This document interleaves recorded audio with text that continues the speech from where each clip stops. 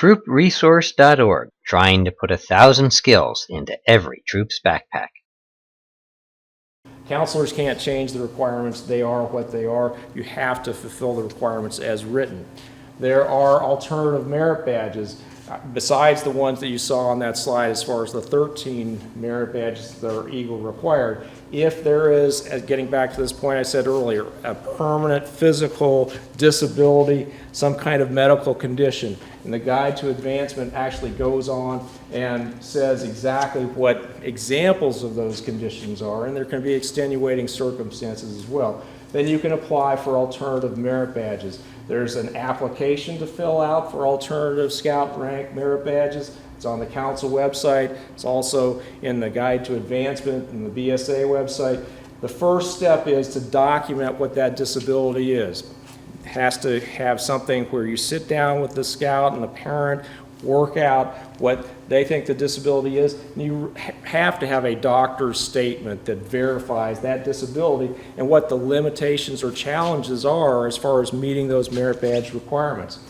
This application for alternative Eagle Scout rank merit badges has several merit badges listed as far as, you know, swimming or hiking or what have you, and you can use those alternatives, but I have seen other alternatives approved. So, you know, this is a guideline as far as what has to happen. All of these alternatives, any kind of change to or modification or accommodation for a disability related to rank requirements or merit badges have to be approved by the district and then the council advancement committee. So they're going to come through your district advancement committee and eventually show up at my advancement committee to have final approval. If the documentation is there, if you have the doctor's notes, if you have an IEP, all that documentation in place, I have never seen us disapprove a medical exception or accommodation. So the key is, though, to get all that documentation in place. If you have specific questions about that, I teach a whole course in just Scouts with disabilities. So I'm not going to go into all those details right now. Next slide, please.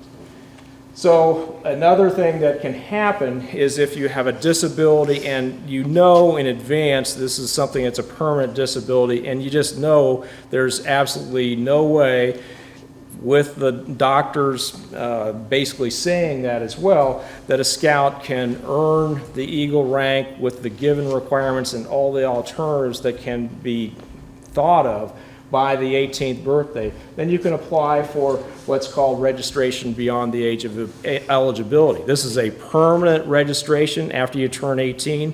The clock doesn't stop. You can take as long as you want to earn the Eagle rank.